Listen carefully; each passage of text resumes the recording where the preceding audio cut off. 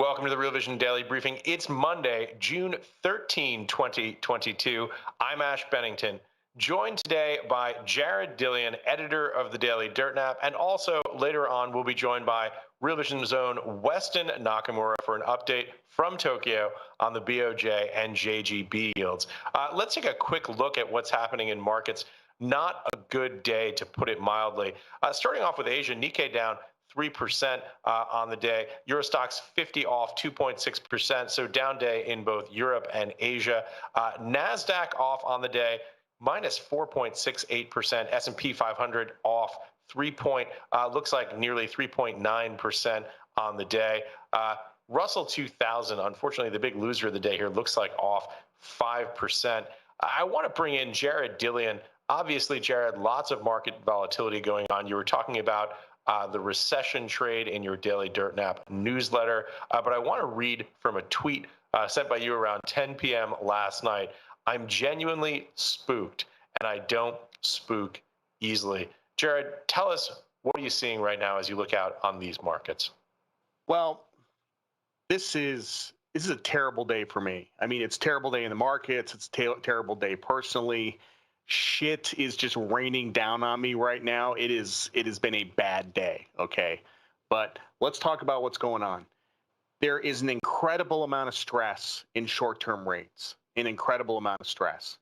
I'm looking at bills. One-year bills are up 33 basis points in a day, bill yields. Two-year notes, half a handle. Usually you don't see moves like this on the upside in the front end of the curve and yields. Usually you see it on the downside. There's a lot of stress in rates markets. And the problem Jared, let me jump in and just frame this out for people who may not be as familiar with fixed income as you are, obviously. So you're looking at the very short end of the curve. Bills are traded discount on face. These are very short-term instruments. You're talking about very large moves in terms of percent change in yield, rising, fall in price. What does that mean? Why does something like that happen? Well, basically, Fed funds expectations ratcheted up significantly just in the last 24 hours. So I don't know if everybody saw, but there's a Wall Street Journal article, Nick Timiraos.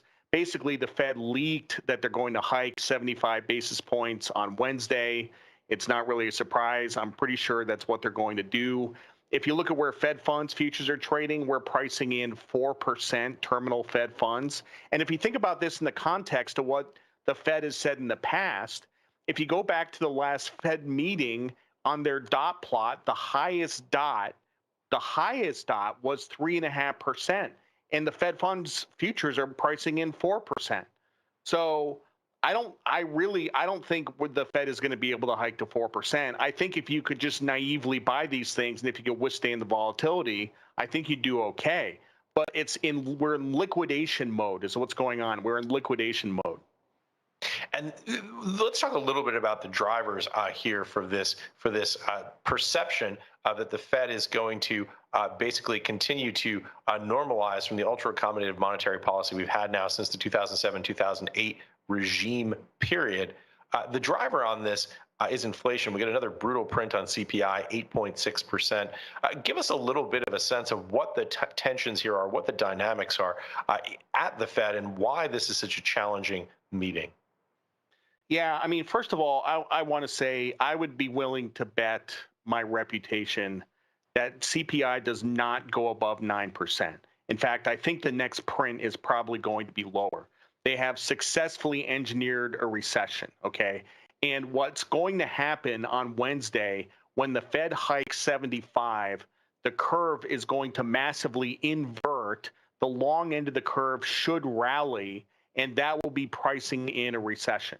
I mean, if you look where mortgage rates are, mortgage rates went up to 5.85% is the average on a 30-year fixed rate mortgage. Like the economy is going to be slowing down massively. Let's talk a little bit about curve inversion. I think you're talking about 2s, 10s, which inverted briefly very early hours of this morning, then uninverted, I guess, went positive. Spread now, it looks like 4 basis points on my screen, twos, tens. What is the significance of that number? And why does it matter to people, particularly people who are in equity markets who don't often think about the different tenors along the yield curve? I mean, basically, the yield curve is a nearly foolproof recession indicator. So if short-term yields are higher than long-term yields, basically what it means is that within that time span, you expect the economy to go in recession and you're pricing in lower yields in the future. That's why it always works. It's worked 7 out of 7 business cycles. The yield curve inverts, then you get a recession. It inverted for the first time a couple of months ago, then it steepened a little bit. Now it's flat again. It's going, one of the things I said at the macro experience out in San Diego, it was my opinion that not only would the curve flatten, but it would invert massively, that you could have 2-year yields at 3.5% to 4% and 10-year yields below 3%. Yeah. By the way, all of this, the perfect sort of context and segue to cue up our conversation with Weston Nakamura, who's been talking about precisely some of these points, particularly from the perspective of the BOJ and how the Bank of Japan has effectively been putting this global yield curve control on. It appears as though we've had some change in that now, Weston. Yeah. Hey, guys. Yeah. So basically, as you know, Ash, because you and I have discussed this for some time, but back in late January, early February of this year, I made a video on Real Vision YouTube called "Why Global Markets Are Addicted to the Bank of Japan."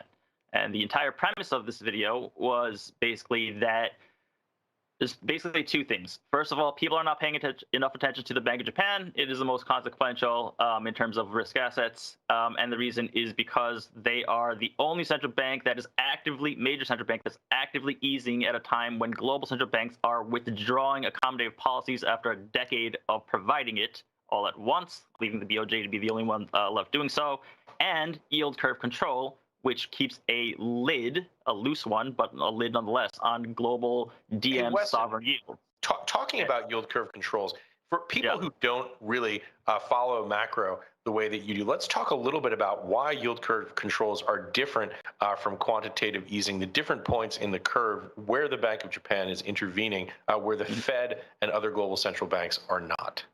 Sure. So, Brian, can you put up chart 1, please?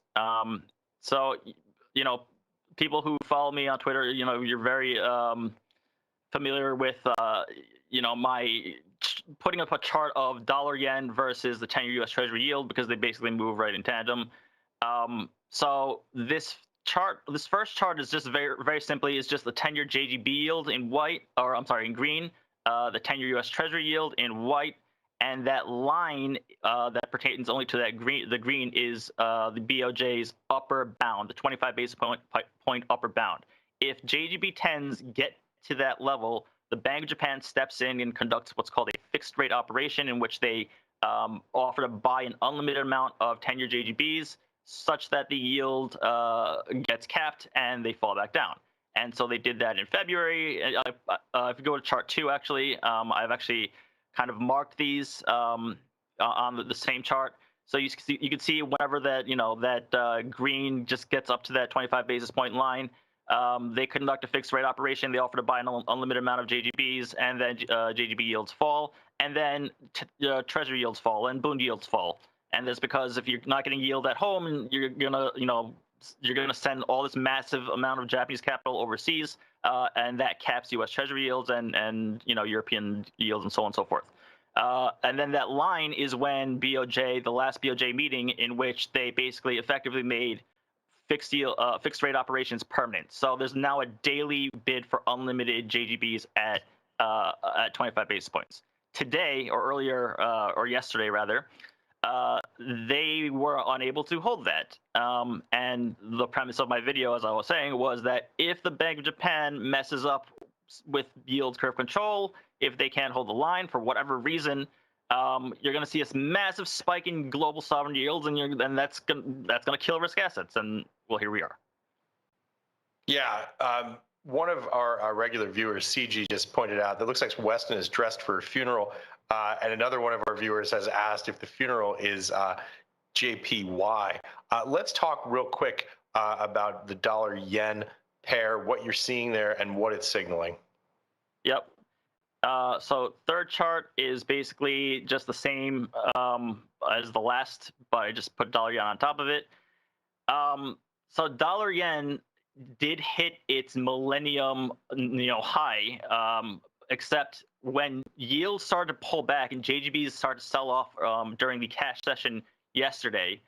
Dollar yen actually fell. So the dollar strengthened against everything, basically every other currency pair except for the yen. The yen actually kind of held was bid up. And the reason that's happening is because either the Bank of Japan caps yields at 25 basis points and therefore the yen weakens, or vice versa. But you can't do both.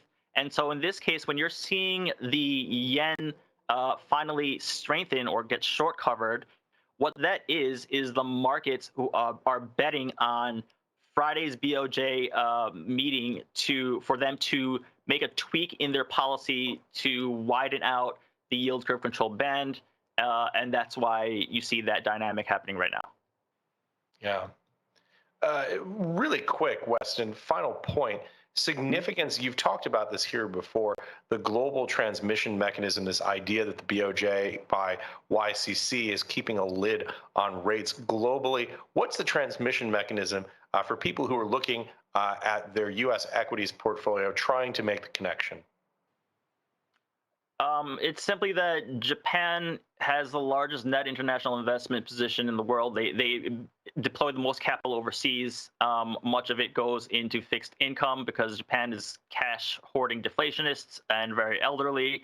And so they're in need of yield, and they're not getting any in Japan because of BOJ's yield curve control. So that's what BOJ YCC does. It indirectly caps yields globally, and therefore leaves everything in sort of a low rate environment, even in a rising rate environment.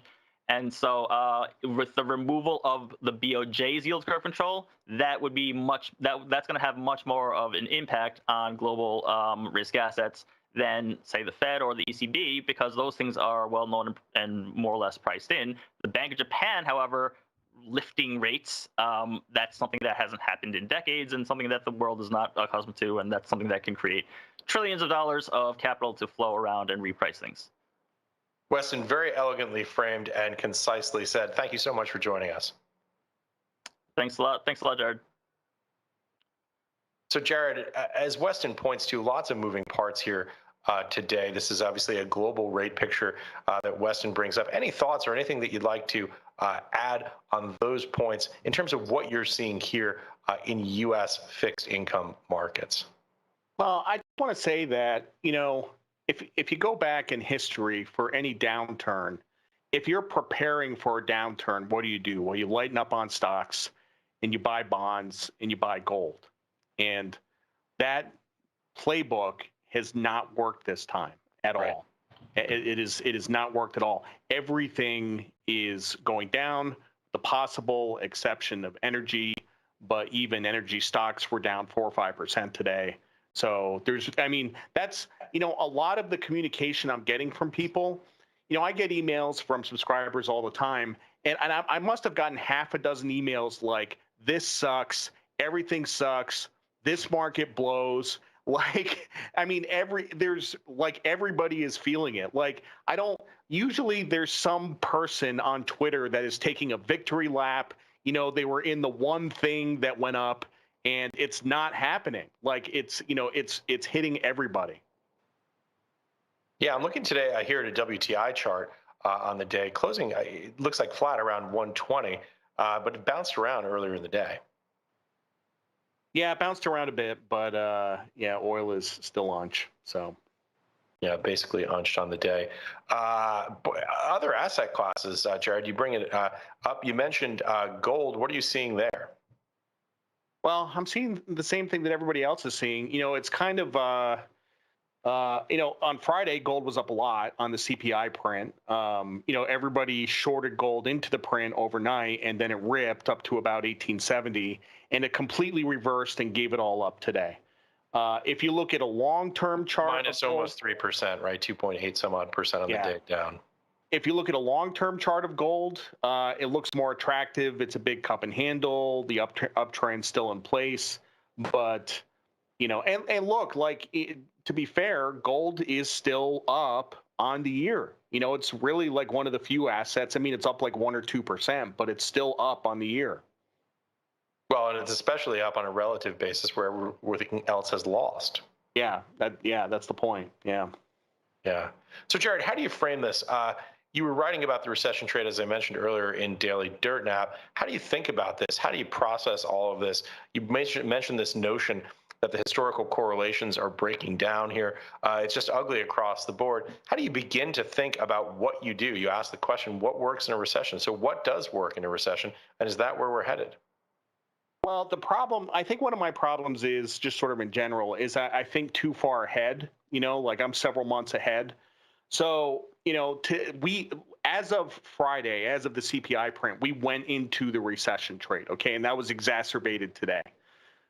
In a recession, long-term yields should come down, okay? I think if you bought bonds and if you could withstand the volatility, 6 months from now, you'd be happy, okay? That's what I think. Equities are going to struggle, but at some point, it's interesting. I'm looking at Twitter right now on my other screen. There's a tweet, White House watching stock market closely, okay? So that's very important because there's two competing interests here. One, we're trying to get rid of inflation. The Fed's trying to get rid of inflation. But if there's a threat to financial stability, the Fed will step in, just as they have stepped in at every point in history. The White House and the Fed doesn't want the stock market down 50%. This is a welcome decline in asset prices. They're happy to see this. But if it gets more disorderly, sure, absolutely, they'll pause rate hikes or cut or hike 25 or, stuff like that. Yeah, we've talked about it here on this show before. The Scylla and Charybdis, they're trying to steer between these two very unappealing alternatives. This intense inflation we see, 8+ handle on the one hand. I know it's our favorite drinking game. If we say Scylla and Charybdis, you have to drink. And also this contraction of the economy. We're not in recession yet, not officially according to NBER, but we have seen 1 quarter of growth contraction. How do they weigh that out? How do you weigh the balance of terror there between those two extremely unappealing options? And what implications does that have for markets?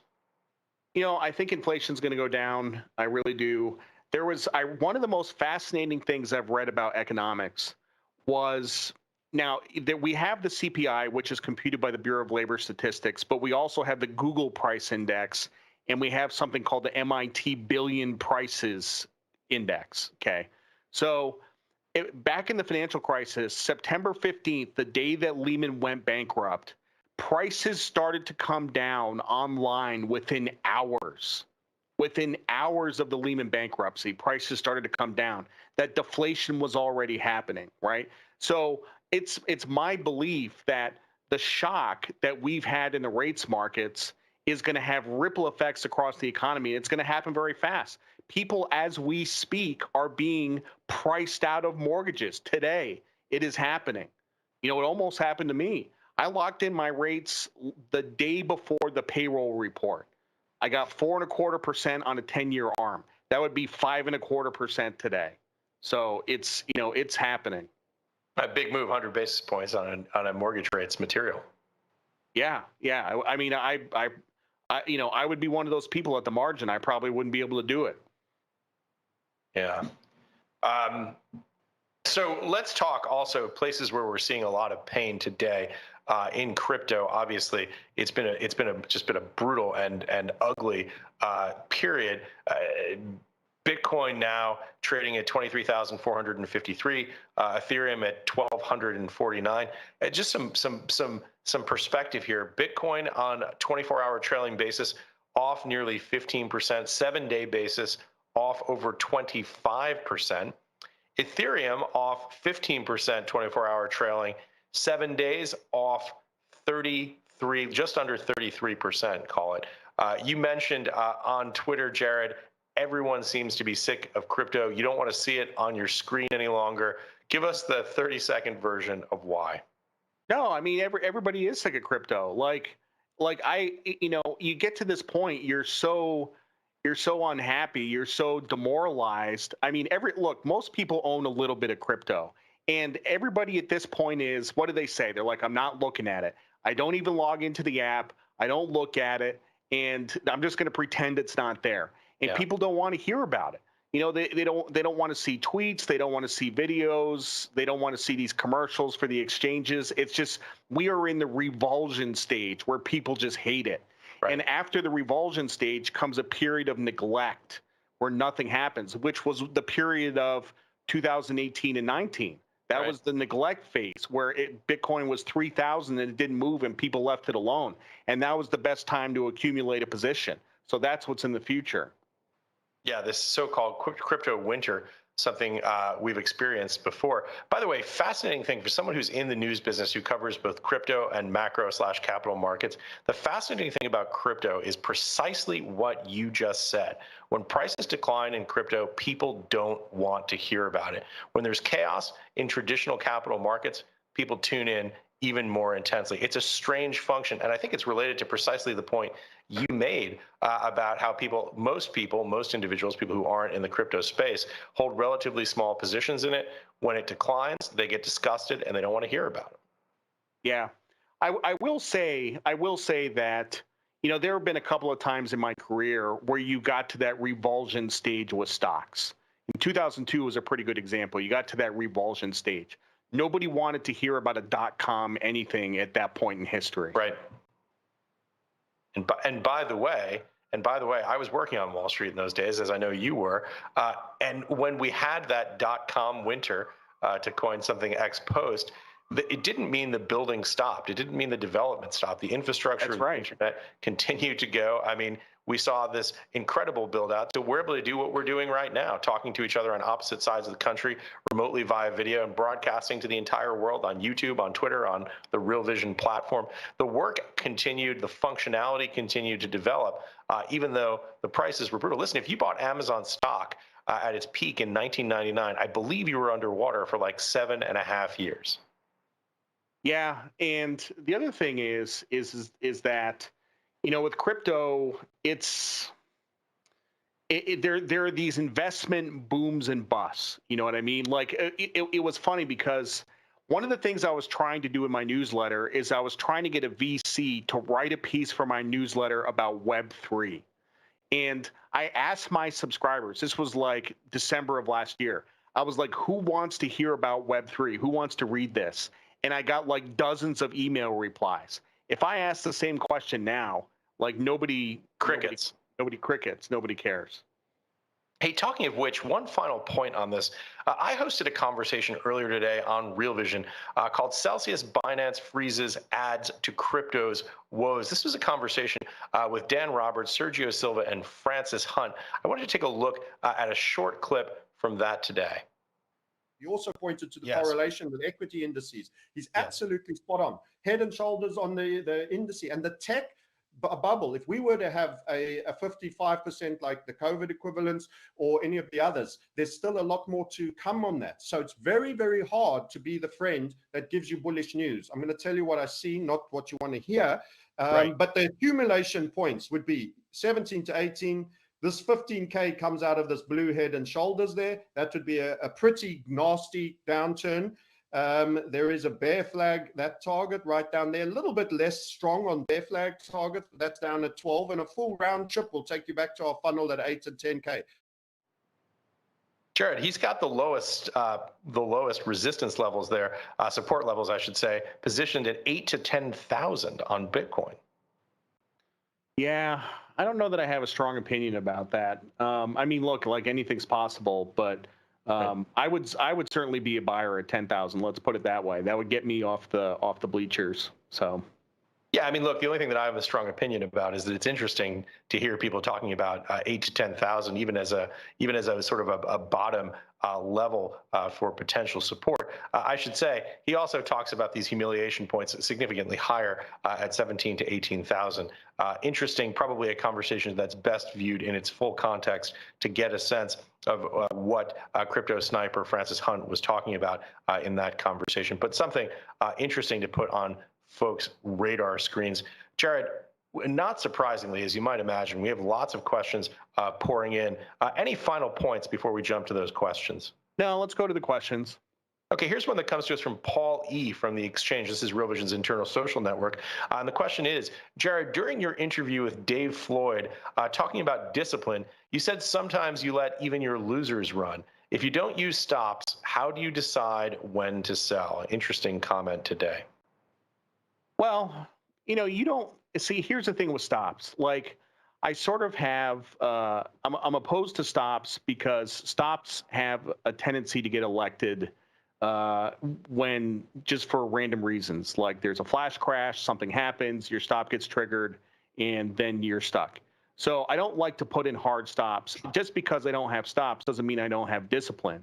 But I do have less discipline than other people. I freely admit that, because I like to give trades a time to work because my entry points are not always perfect. If you think that your entry points are perfect, then you can have really, really strong discipline. But if you don't, then you have to give trades time to work. Yeah. This one comes to us from Goncalvo G, also from the Exchange. Jared, weeks ago, you said the sentiment about rate hikes was very high and that at some point there would be political pressure about 401k drawdowns. Do you still have this view, or did you turn bearish on stocks again? Also, are rate hikes a good way to fight supply side scarcity? Boy, this is exactly the point that you were raising before about this balancing act that the Fed has to play right now between the pain of inflation and the pain of seeing 401ks contracting. How do you think about that? And to his specific point, where are you right now on stocks? I trimmed a little bit about 2 weeks ago. I cut some stuff. Unfortunately, I'm going to be cutting some more positions tomorrow, not really at ideal levels. And that's going to get me down to a core portfolio of about 6 or 7 stocks that I'm just not going to sell. I'm holding for the next cycle or for 10 years or whatever. They're long-term holds. So I'm pretty close. That's really something that's more interesting. So I just, I'm close to home on stocks right here. Yeah, by the way, speaking of which, a question about the bond market. This comes from NiTrader from the Real Vision website. Jared, what are your thoughts on TLT? We should say TLT is the iShares 20-plus year Treasury bond ETF.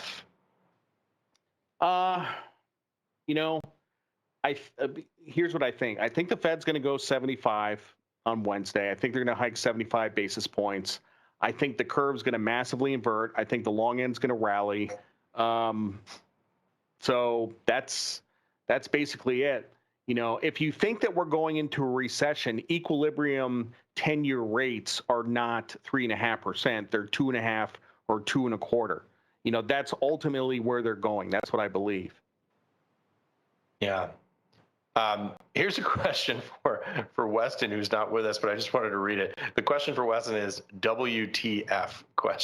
Obviously, lots of people trying to process what's happening in Bank of Japan and some of the feed-throughs globally.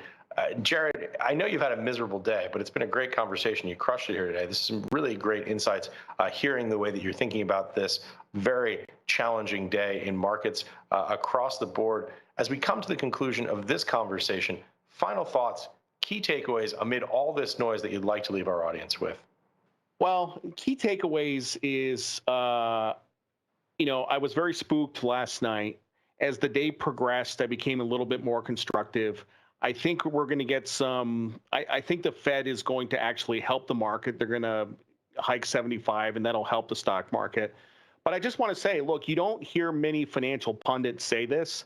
I was wrong, right? I was dead ass wrong about the bond market. If you go back over my last daily briefings over the last like 3 or 4 weeks, I was very bullish on bonds.